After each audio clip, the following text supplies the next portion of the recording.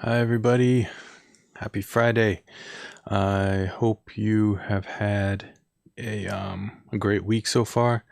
And I hope you are all set up to have a great weekend. I just wanted to talk with you all another week about some combination tones. We talked about those last week. I talked about those last week. And I think that they're so cool that I kind of want to keep exploring and keep going down that path.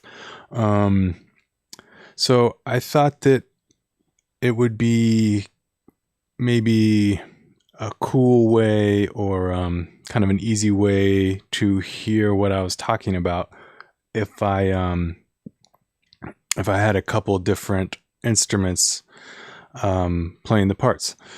So what I've got here, I'm going to start off with our two tones that are going to form the combination tone, right? I've got a C and I've got a G.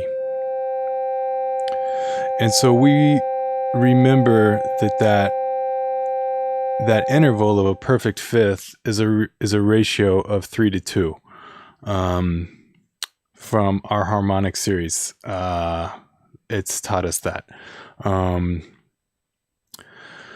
So if we've got this 3-2 ratio,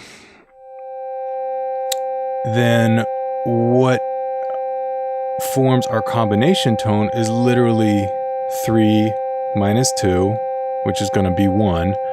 And then 1 is also the fundamental of this harmonic series. So I will slowly bring it in on my second keyboard. Give me just a sec.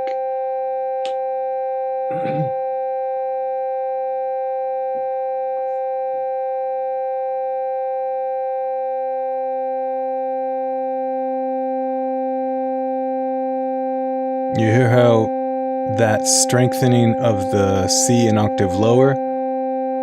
I'll take it out and bring it back in.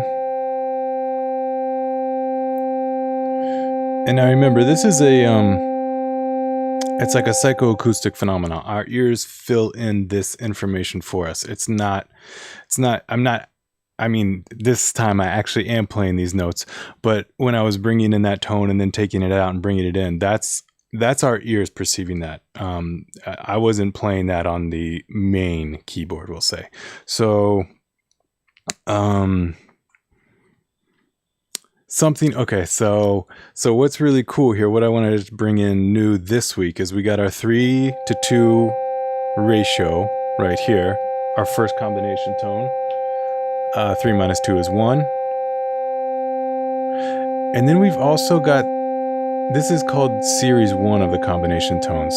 We've also got more series of these combination tones, meaning that these 3 tones now all combine to form yet another combination tone. All right, so we got 3-2, 3 minus 2 is 1, and then we can go 2-1. All right, so 2 minus 1 is going to be 1, so it's going to be the same tone. So nothing here, there's no new harmonic content. And just the way is 3 minus 1 is 2. We've already got 2 represented, so it's just a strengthening of that. No further harmonic content is added. But let's continue up our harmonic series. So instead of a 3-2 ratio, let's invert it and go to a 4-3 ratio. All right. So 4 minus 3 is 1. We're gonna have our fundamental 1 represented. Okay, and so now 4 minus 3 is 1, but now 3 minus 1, the fundamental, 3 being our bottom pitch, and 1 being the first combination tone, those two are going to combine to form a second combination tone. All right, we call it a second, like a series 2 or a second series combination tone. And that is going to be the octave above our fundamental 1. It's going to be 2. 3 minus, let's put these both back in there. 3 minus 1 is 2, right? So we have 1 and 2. So now we've got 4 tones that our ear is telling us exist. Even though in all actuality, this is the interval that we're hearing, it's only 2 tones. I'm sorry, I tried to get my equipment to work to make sine waves. So it's not a sine wave. These are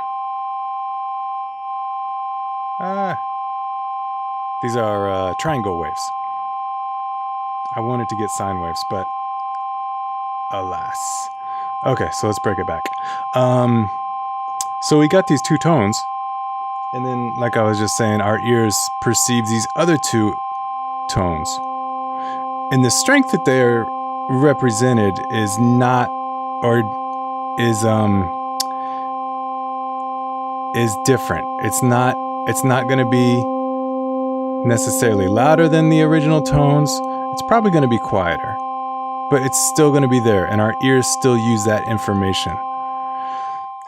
So let's keep going up our keyboard. If that last relationship was 4-3, let's do a 5-4, which is a major third. All right. So 5 minus 4 is 1. Let's throw in that fundamental. And now okay. So 5 minus 4 equals 1. So 5, the top note. If we just take 5 minus our first combination tone, which is 1, we're still going to get 4. So it's just going to reinforce the 4.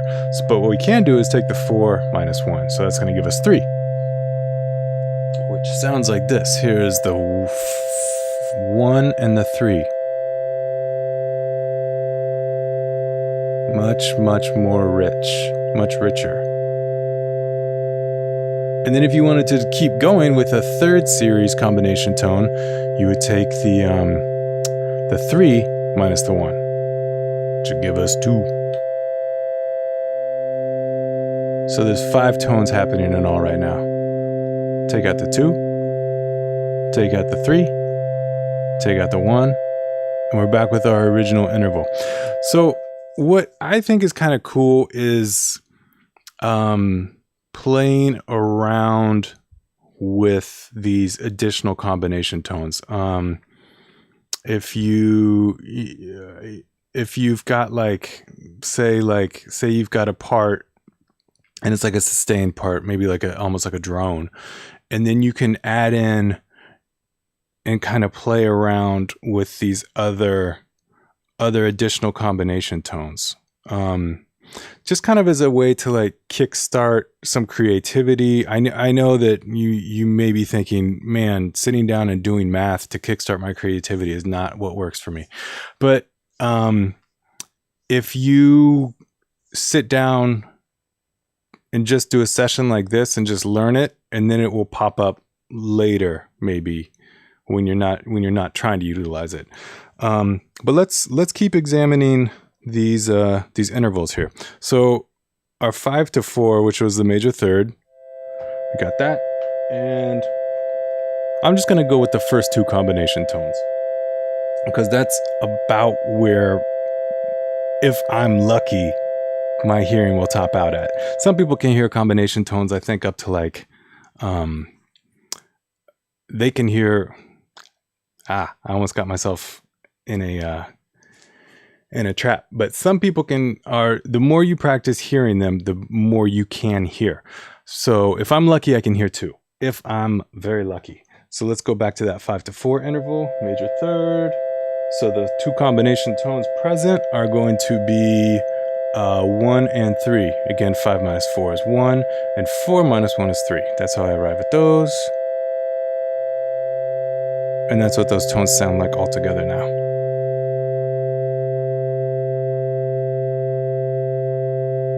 Cool. Now, instead of 5-4, let's keep these same notes, but let's move the C up an octave. So now it's 8-5. Okay? So 8 minus 5 is what? 3? Let's bring in the 3. Cool. And 5 minus 3 is 2. Let's bring in our 2. Here's the 3 and the 2.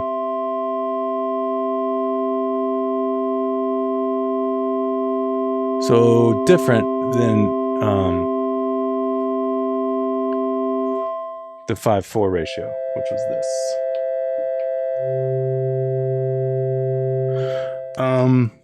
And then obviously just a simple change from something like 5-4, a major third, you go to a minor third, which is like 6-5.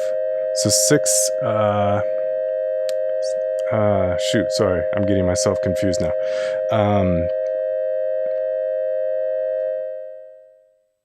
Yeah.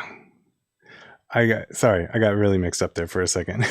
This stuff is really heady.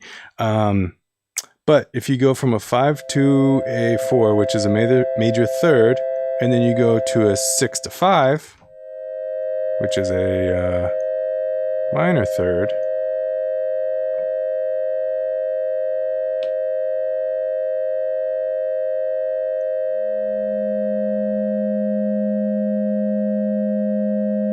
totally new combination tone.